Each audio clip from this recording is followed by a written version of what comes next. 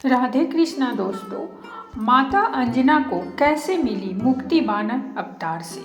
ब्रह्मा जी के महल में हजारों सेविकाएं थीं, जिनमें से एक थी अंजना। अंजना की सेवा से प्रसन्न होकर ब्रह्मा ने उन्हें मनचाहा वरदान मांगने को कहा। अंजना ने हिचकिचाते हुए उनसे कहा कि उन पर एक तपस्वी साधु का श्राप है, अगर हो सके तो उन्हें उससे मुक्ति दिलवा दें। ब्रह्मा जी ने उनसे कहा कि वह उस श्राप के बारे में बताएं, क्या पता वह उस श्राप से उन्हें मुक्ति दिला दें। अंजना ने उन्हें अपनी कहानी सुनानी शुरू की। अंजना ने कहा, बालपन में जब मैं खेल रही थी तो मैंने एक बानर को तपस्या करते देखा। मेरे लिए यह एक बड़ी आश्चर्य वाली घटना थी, इसीलिए मैंने उस तपस्वी बानर पर फल फेंकने शुरू कर दिए। बस यही मेरी गलती थी, क्योंकि वह कोई आम बानर नहीं बल्कि एक तपस्वी साधु थे। मैंने उनकी तपस्या भंग कर दी और क्रोधित होकर उन्होंने मुझे श्राप दे दिया कि जब भी मुझे किसी से प्रेम होगा तो मैं बानर बन जाऊंगी। मेरे बहुत गिड़गिड़ाने और माफ़ी मांगने पर उस साधु ने कहा कि मेरा चेहरा बानर होने के बावजूद उस व्यक्ति का प्रेम मेरी तरफ कम नहीं होगा। अपनी कहानी सुनाने के बाद अंजना ने कहा कि अगर ब्रह्मदेव उन्हें इस श्राप से मुक्ति दिलवा सकें तो वह उनकी बहुत आभारी होगी।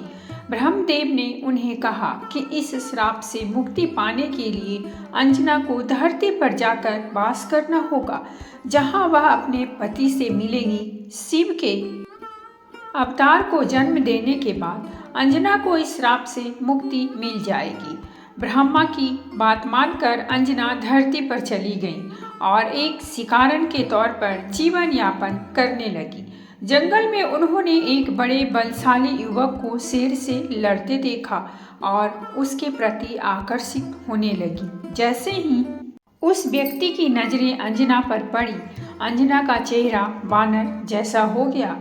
अंजना जोर जोर से रोने लगी। जब वह युवक उनके पास आया और उनकी पीड़ा का कारण पूछा तो अंजना ने अपना चेहरा छिपाते हुए उसे बताया कि वह बदसूरत हो गई है।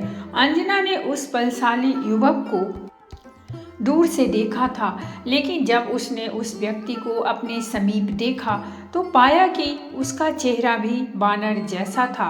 अपना परिचय बताते हुए उस व्यक्ति ने कहा कि वह कोई और नहीं, बानर राज केसरी है, जो जब चाहे इंसानी रूप में आ सकते हैं। अंजना का बानर जैसा चेहरा उन दोनों को प्रेम करने से नहीं रोक सका और जंगल में केसरी और अंजना ने विवाह कर लिया।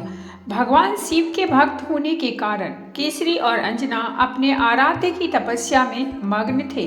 तपस्या से प्रसन्न होकर शिव ने उन्हें वरदान मांगने को कहा।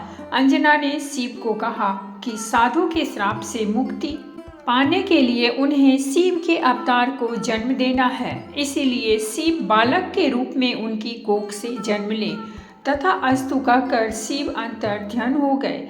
इस घटना के बाद एक दिन अंजना शिव की आराधना कर रही थी और किसी दूसरे कोने में महाराज दशरथ अपनी 3 रानियों के साथ पुत्र रत्न की प्राप्ति के लिए यज्ञ कर रहे थे। अग्निदेव ने उन्हें दैवीय पायस दिया जिसे 3 रानियों को खिलाना था, लेकिन इस दौरान एक चमत्कारिक घटना हुई। एक पक्षी उस पायस की कटोरी में थोड़ा सा पायस अपने पंजों में फंसाकर ले गया और तपस्या में लीन अंजना के हाथ में गिरा दिया। अंजना ने शिव का प्रसाद समझकर उसे ग्रहण कर लिया।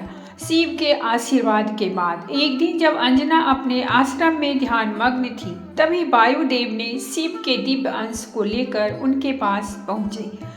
यह अंश अंजना के गर्भ में प्रवेश कर गया। 9 महीने बाद एक शुभ मुहूर्त में अंजना ने एक दिव्य बालक को जन्म दिया। बालक के जन्म के समय आकाश में देव दुदुम्बियाँ बजने लगी और फूलों की वर्षा होने लगी। जन्म के तुरंत बाद ही यह स्पष्ट हो गया कि यह कोई साधारण बालक नहीं है। उसका शरीर सुनहरे रंग का था और उसके शरीर से एक दिव्य तेज निकल रहा था। उसकी आंखें चमकदार थीं और उसके चेहरे पर एक अद्भुत आभा थी। अंजना और केसरी ने अपने इस अद्भुत पुत्र का नाम हनुमान रखा। हनुमान को जन्म देने पर माता अंजना इस श्राप से मुक्त हो गई थी। हनुमान बचपन से ही असाधारण शक्ति और बुद्धि के धनी थे। वे बहुत ही जल्द वेदों और शास्त्रों का ज्ञान प्राप्त कर लिए। अंजना ने हनुमान को बचपन से ही धर्म और कर्तव्य का महत्व समझाया। उन्होंने अपने पुत्र को सिखाया कि शक्ति का उपयोग हमेशा न्याय और धर्म के लिए करना चाहिए। एक दिन जब हनुमान ने अपनी शक्ति का प्रदर्शन करते हुए एक बड़े पेड़ को उखाड़ दिया, तब अंजना ने उन्हें समझाया, बेटा, शक्ति का अहंकार नहीं करना चाहिए। तुम्हारी शक्ति एक वरदान है, इसका उपयोग दूसरों की सेवा के लिए करो। अंजना ने हनुमान को भक्ति का महत्व भी समझाया। उन्होंने कहा, हनुमान, तुम शिव के अंश हो, लेकिन तुम्हारा जीवन राम की सेवा के लिए है। जब भी तुम्हें कोई कठिनाई आए, राम का स्मरण करना। उनकी भक्ति में जो शक्ति है वह अजेय है। इन शिक्षाओं का हनुमान के जीवन पर गहरा प्रभाव पड़ा। बाद में जब उन्होंने श्री राम की सेवा की, तब उन्होंने अपनी माता के इन्हीं शब्दों को याद किया। जब हनुमान जी युवा हुए, तब अंजना ने उन्हें अपने जीवन के उद्देश्य के बारे में बताया। उन्होंने कहा, बेटा, तुम्हारा जन्म एक महान उद्देश्य के लिए हुआ है। तुम्हें श्री राम की सेवा करनी है और धर्म की रक्षा करनी है। यह कहते हुए अंजना की आंखों में आंसू थे, लेकिन उनके चेहरे पे दृढ़ता थी। उन्होंने हनुमान जी को आशीर्वाद दिया और उन्हें अपने कर्तव्य पथ पर चलने के लिए प्रेरित किया। जय श्री राम। तो दोस्तों, ये थी हमारी आज की कहानी, और अगर कहानी अच्छी लगी हो तो प्लीज़ हमारे चैनल को सब्सक्राइब कीजिए, वीडियो को लाइक और शेयर जरूर कीजिए। कहानी सुनने के लिए बहुत बहुत धन्यवाद। मिलते हैं हम एक नई कहानी के साथ।